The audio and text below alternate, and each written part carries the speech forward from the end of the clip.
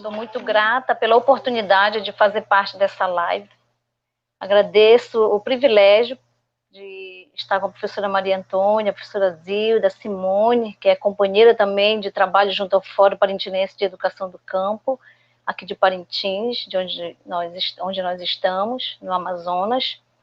E a Cíntia, que está acompanhando esse trabalho, a professora Ângela, a professora Zilda, a todo um coletivo envolvido para que esse momento aconteça. E fazer parte dos processos de pesquisa nessa área da educação do campo, da educação que pensa o sentido ribeirinho no contexto amazônico, é algo muito rico para a vida, né, para a solidariedade humana, para a compreensão da natureza humana. Então, o encontro que eu faço no contexto amazônico amazonense é um encontro de riquezas, de aprendizado, por navegar nessa dimensão do ser das comunidades ribeirinhas. E eu externo meu agradecimento aos protagonistas na história de construção de saberes nessa área ribeirinha, que são os ribeirinhos e as ribeirinhas, lideranças, professores ribeirinhos, crianças, que por meio das suas vozes, das suas práticas de vida, nos revelam a profundidade do que podem contribuir com os processos educativos. Então, a eles o meu respeito, o meu agradecimento, porque cada vez que nós realizamos um projeto de pesquisa, uma atividade de extensão por meio da universidade, realizamos na ação do movimento social, rodas de conversa, como a professora Simone colocou, nós aprendemos muito e compreendemos a natureza e a profundidade do conhecimento que eles têm sobre a vida amazônica, não só no que diz respeito ao conhecimento do rio ou dos rios e das águas, mas como que isso se articula à dimensão da floresta, à dimensão das terras, e produz saberes, e produz conhecimentos, e que nos ensinam. Então, cada encontro com eles é encontro de vida, é encontro de aprendizado. Externo meu agradecimento também aos professores, militantes, né, pesquisadores que têm se debruçado sobre esse tema e contribuído com a construção de conhecimentos nessa temática, que articula a educação do campo, a educação ribeirinha, no contexto amazônico. Então, desde já é um prazer, né, fazer parte dessa mesa com a professora Maria Antônia, que inclusive tem contribuído com seus textos, né, nas nossas reflexões acadêmicas universitárias. Então, pensar a educação do campo articulada à realidade ribeirinha é pensar processos de afirmação identitária, processos que nos revelam sentidos da cultura e os saberes que eles produzem. E nesse aspecto eu trago um breve relato de uma das lideranças, que é do Granave, seu Adilson. Granave é Grupo Ambiental Natureza Viva, que é uma organização social que luta pela defesa do meio ambiente, a preservação de lagos e também pela educação do campo no município de Parintins, tem contribuído com ricas reflexões. E essa liderança nos diz, né, afirma, nós somos comunidades ribeirinhas tradicionais. Então nós precisamos, nós temos esse direito e precisamos ter consciência desse direito. Precisamos reconhecer onde nós vivemos, como nós vivemos e por que nós estamos aqui.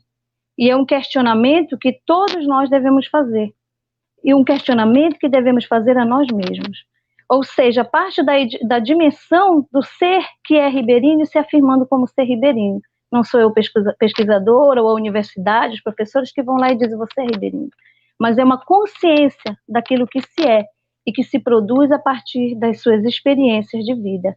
Agradeço a Dilson por essa fala, né, que contribuiu conosco numa pesquisa que fizemos, ligada à FAPEAM, que é sobre diálogo de saberes com os territórios das águas, das terras e das florestas no município de Parintins, na perspectiva de contribuir com a construção de um currículo que pense a realidade dos nossos territórios de várzea e de terra firme. Então, essa pesquisa nos revelou relatos muito ricos, e a nossa intenção é construir uma cartografia, não uma cartografia como um mapa, mas uma cartografia como a produção de conhecimento social, como diz o professor Camilo Souza, que é professor da UEA, né, que trabalha com a cartografia social, junto com o professor Alfredo Wagner, e contribuiu conosco também nessas reflexões. Bom, o que a educação do campo vem nos ajudando a amadurecer nas nossas reflexões sobre a dimensão ribeirinha do território amazônico? Veja bem, a professora Maria Antônia colocou, né, com grande riqueza e profundidade o percurso histórico da educação do campo, né? E como diz, inclusive, Roseli Caldar, nós temos aqui no Brasil a escrita de uma história que a educação, de uma maneira geral, ela precisa internalizar. Então, nós escrevemos um novo capítulo da história com a educação do campo, porque ela vem se construindo como concepção prática e como uma realidade em movimento, porque nasce da articulação, da mobilização dos movimentos sociais. Isso é marca da educação do campo, né? Então, a gente compreende, não tem como nós falarmos dessa educação do campo sem pensarmos o movimento, a dinâmica do movimento e de produção de saberes desses movimentos. Então, isso é importante para as nossas reflexões também da realidade ribeirinha. E é essa educação que se constrói compreendendo a diversidade do território, dos territórios, né, rurais no Brasil, que faz a deixa para que a gente compreenda esses territórios como territórios da diversidade, da biodiversidade, da sociodiversidade. E aí está aberto para nossa compreensão a riqueza que o contexto amazônico com a realidade ribeirinha pode apresentar. Então, nesses 22 anos de história, nós tivemos a oportunidade de participar em Brasília dos 20 anos, né, da educação do campo e do Pronera, né, um encontro muito rico, de trocas de experiência com professores, com trabalhadores e trabalhadoras rurais, representantes de sindicatos, e que afirma, mais uma vez, a importância e os ganhos que essa educação trouxe para o nosso país, e o quanto nós temos ainda a construir no contexto que nós vivemos, que a professora Maria Antônia colocou muito bem. Então, refletir como a educação do campo se articula à realidade ribeirinha, nos provoca a pensar também uma educação ribeirinha no contexto amazônico, uma educação da várzea, uma educação da terra firme, do extrativismo, uma educação amazônica. Nos provoca a refletir até que ponto nós estamos dando conta de partir de uma pedagogia da escuta para realmente elaborarmos políticas públicas que respeitem os saberes, as identidades, as experiências socioculturais e a diversidade do mundo do trabalho nas comunidades ribeirinhas. Nesse campo do mundo do trabalho, é preciso considerar, por exemplo, a multidimensionalidade da agricultura familiar, como defendia a nossa querida Sandra Noda. O ribeirinho, ele trabalha na roça, ele pesca, ele trabalha com extrativismo, com a criação de pequenos animais. Então, pensar o trabalho ribeirinho é pensar o alicerce da identidade cultural. E nisso nós percebemos como nos apresenta os importantes artigos, indicadores de sustentabilidade produtiva e cultural. Então, por que, se isso é marcante para a construção da identidade e dos saberes, por que temas como dinâmica das águas, produção de saberes, trabalho com a agricultura familiar e a sua diversidade não constam nos currículos escolares? Porque nós continuamos reproduzindo a dimensão do trabalho ou da educação urbanocêntrica. Então, é importante que esses temas, inclusive, que podem ser temas geradores, aí, a partir da contribuição de Paulo Freire, possam também fazer parte dos nossos currículos escolares. E, nesse campo, eu trago aqui a fala de um comunitário que também fez parte dessa pesquisa e nos autorizou a utilizar o seu nome, assim como a liderança Adilson, né, o seu Sérgio Muniz, liderança comunitária da região do Zeaçu. Então, ele diz o seguinte: o tempo que se perde atrás do alimento, que é o peixe, é o tempo que se perde na agricultura. Pois se tem o peixe, facilita o trabalho com a agricultura. Então, vejam bem essa articulação, né, dessa multidimensionalidade da agricultura familiar. É preciso compreender que as crianças, desde cedo, aprendem a dinâmica do rio, aprendem a dinâmica da vida na floresta. Esse é um dos sentidos do viver ribeirinho, como disse Estrela Dalva, uma das jovens que também participou desse projeto. Viver na comunidade é aprender saberes importantes para a vida. Conhecemos lugares, animais, plantas, insetos de muitas espécies. Brincamos sem medo na floresta, de manja-esconde, de bola. Pulamos no rio, de cima das árvores sem medo. Mas respeitamos determinados horários, como o meio-dia e as 18 horas. Minha avó sempre dizia, esses horários nós não podemos pular. Ela falava, nesses horários, são nesses horários que os bichos estão descansando. Né? Então, são conhecimentos, são riquezas de saberes que revelam a natureza cultural da realidade ribeirinha. Então, no contexto amazônico, nós precisamos reconhecer e dar visibilidade aos saberes e aos marcos históricos também da luta dos povos ribeirinhos. Marcos esses que estão conectados à diversidade e às experiências socioculturais e à luta de ribeirinhos e ribeirinhas por meio de sindicatos, de associações, de comunidades eclesiais de base, de apoio da Comissão Pastoral da Terra, CPT, e das organizações de defesa do meio ambiente. É preciso que se dê visibilidade a essas lutas. E um dos cernes para a compreensão desse processo é a educação popular. Trago aqui uma referência de Vasconcelos, que diz: a educação popular constitui-se a base dos trabalhos desenvolvidos por movimentos e instituições não só no Amazonas, mas em se tratando especificamente do Amazonas, os trabalhos de base na educação popular mobilizaram os povos do campo para realizarem puxiruns, formarem sindicatos, se envolverem em associações de bairro, em comunidades eclesiais e realizarem encontros em nível municipal e estadual para defender os seus direitos, a terra, a água, a floresta, a educação.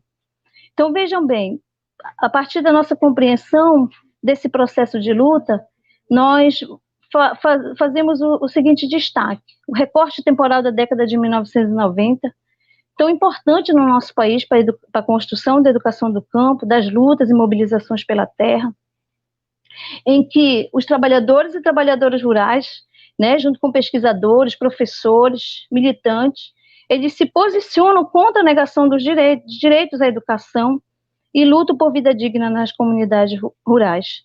No Amazonas, nesse mesmo recorte temporal, estava em efervescência o movimento de ribeirinhos e ribeirinhas, que lutavam pela proteção de lagos e contra a pesca predatória. No Amazonas, a luta dos ribeirinhos e ribeirinhas tem início em 1983 e tem uma trajetória de 20 anos. Né? Contou com o apoio da CPT, que é a Comissão Pastoral da Terra, e revela as importantes articulações da realidade cultural, o mundo do trabalho, da cultura, aspirações por uma educação que se articulasse a sua realidade, inclusive educação universitária, formação técnica dentro das comunidades rurais. Então, os relatórios, nós podemos encontrar nos relatórios da CPT, que está em Manaus, esses depoimentos e a descrição dos relatórios dos eventos realizados pelos ribeirinhos e ribeirinhas. Esses movimentos também ocorreram em outros estados, como, por exemplo, no estado do Pará, né, com a mobilização de ribeirinhos. Nós podemos citar das ilhas de Abaetetuba, né, o Moriva.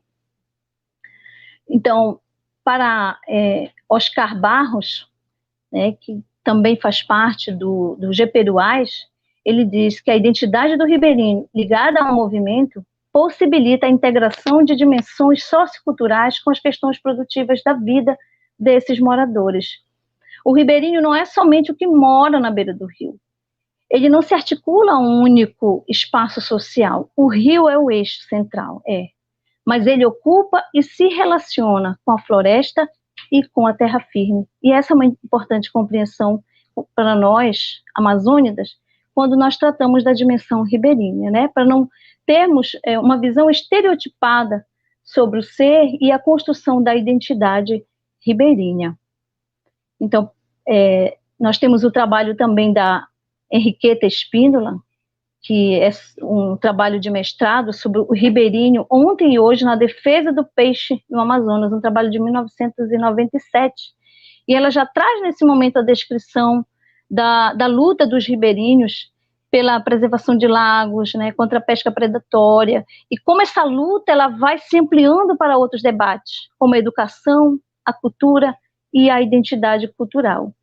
Um outro trabalho importante que nós tivemos acesso de Maybury Lewis, né, que ele diz o Amazonas não tem só uma questão de terras, tem a questão de terra que é muito importante, nós sabemos as problemáticas que nós enfrentamos, mas o Amazonas tem também uma questão das águas e das florestas. Então é muito importante que nos nossos estudos e na compreensão da construção das políticas públicas, nós compreendamos esse tripé, né, terra, água e floresta, e as lutas que se dão em torno disso.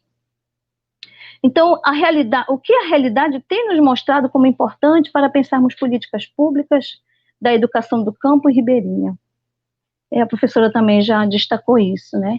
Tanto os movimentos sociais, vou tomar como referência aqui o Fórum Parintinense de Educação do Campo, das Florestas e das Águas Paulo Freire, que a professora Simone hoje é a nossa coordenadora, né? Inclusive nós temos colegas que estão participando, aí o nosso abraço fraterno, tá? Então, nós também temos pautas comuns, né? Nós vemos de sul a norte, de norte a sul desse país, como, por exemplo, a necessidade de repensarmos os projetos políticos pedagógicos das nossas escolas, os currículos das escolas do campo, a estrutura das escolas, a necessidade de formação docente, as condições das estradas e ramais, as condições dos transportes escolares, viu?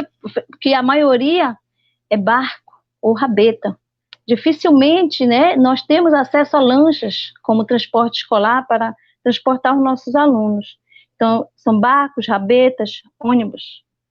E uma pesquisadora também nessa área, que é a professora Jarliane Ferreira, né, coloca: apesar da peculiaridade e riqueza dessas localidades, marcada pela subida e descida das águas, a política da educação escolar tem sido predominantemente pautada pelo modelo urbanocêntrico e reproduz fortemente a desvalorização do modo de vida, reforçando o êxodo rural. Então, é preciso dar atenção à produção de saberes que ocorre nas comunidades e como essa educação escolar pode se articular aos sentidos do cuidado com a natureza, com o ambiente, né, com a convivência comunitária e com os saberes científicos. E o que nós temos feito para contribuir com a construção da política pública, já encerrando, né? Os fóruns também, né, como a professora colocou, muito importante também, que ocorre no norte do país e no Amazonas também, né, tem ocorrido seminários, nós temos um Comitê Estadual de Educação do Campo, que estava aí também, né, em processo de discussão de uma diretriz estadual de educação do campo, processo também que parou em função da pandemia, né, e os seminários estaduais, a mobilização de municípios também para criarem fóruns. Então, todo esse processo ele vem também contribuindo para construirmos políticas públicas que realmente pensem a nossa realidade. E eu gostaria de finalizar com uma reflexão, né, a partir do contato que nós temos, né, por meio do Fórum Parintinense de Educação do Campo, junto às comunidades, né, que a realidade ribeirinha na Amazônia, ela não diz respeito apenas à realidade do campo, né, dos territórios rurais, mas à totalidade da vida, das relações e da cultura de quem vive nesse contexto amazônico. Como diz o nosso amigo Vanderlei, quando nós vamos para uma roda de conversa, não tem como nós não sermos contaminados, porque nós ouvimos as lideranças, ouvimos as crianças, as mulheres, as famílias, qual é realmente a sua necessidade. E como diz o seu Sérgio, né, quando nós participamos de uma roda de conversa, de intenso diálogo, nós somos como que pegados pelo puraqué, né, que é um peixe que nos dá um choque para a gente acordar para a realidade.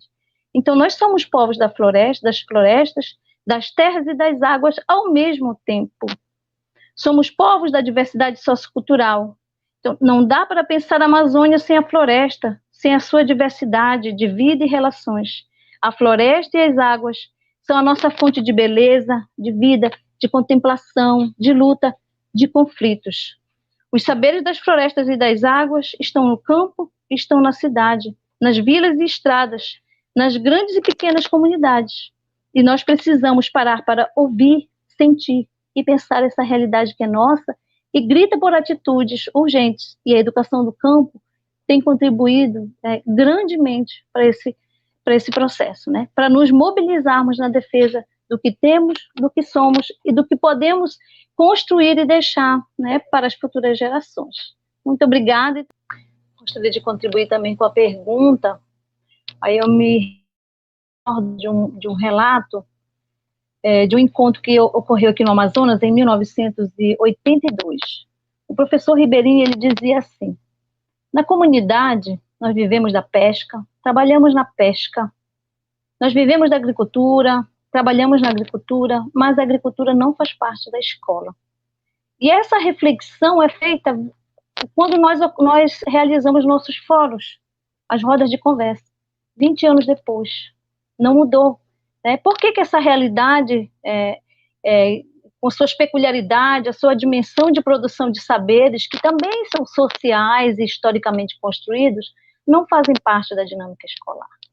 Né? E as professoras colocaram muito bem. Então, há um conjunto de fatores que envolve isso. Porque trabalhar a dimensão da produção de saberes, de vida e de cultura, de identidade, nós estaríamos afirmando as relações de pertencimento. E, infelizmente, isso não é interesse do projeto hegemônico que nós temos dentro da sociedade, que prevê uma educação homogênea, né, que desvaloriza o que é o diverso, né? Então, que não gera uma consciência crítica, uma consciência política da realidade. Então, infelizmente, é parte de um projeto muito maior, né, que interfere na formação docente, né, que é refletido na formação docente, nos nossos projetos políticos pedagógicos, nos currículos, olha aí a BNCC, né? Então, é a tentativa de nós, né, voltarmos às velhas questões que a gente vinha tentando superar, né, de 70 a 80, a 60. Então, nós retrocedemos.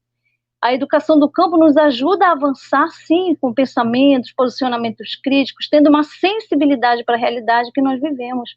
Mas o atual contexto, com o atual governo, as atuais políticas, infelizmente, geram retrocessos.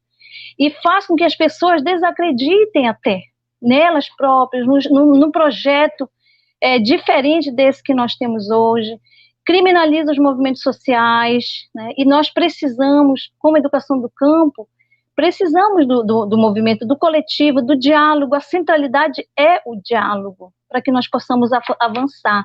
Então, é o diálogo promovido pelos movimentos sociais, é o diálogo promovido em parceria com as universidades, é o diálogo no processo de formação docente, é o diálogo do professor que está na sala de aula já com sua rica experiência e que pode compartilhar as suas memórias, as suas experiências com outros profissionais, entendeu? Nessa troca, nessa relação dinâmica de troca de produção de saberes. Então, é esse conjunto de fatores, né, que podem contribuir para que um dia, né, mas não tão distante, nós tenhamos realmente a valorização dessa diversidade, das peculiaridades no currículo, no nosso PPCs, até porque é legal, nós temos isso assegurado, né, dentro das legislações, das resoluções. Claro que não basta ser um direito, né, escrito, né, ele precisa ser vivido. E a luta e os movimentos estão para isso, para nos ajudar realmente a vivenciar esse processo. Obrigada.